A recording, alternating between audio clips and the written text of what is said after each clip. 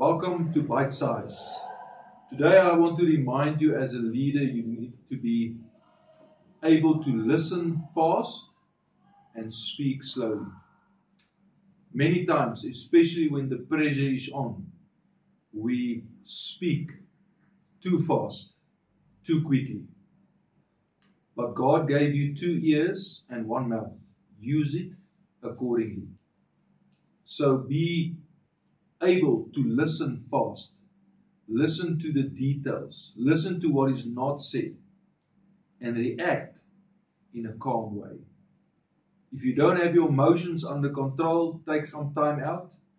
But be slow to speak. And speak words of wisdom, encouragement, and giving direction to the company that you lead.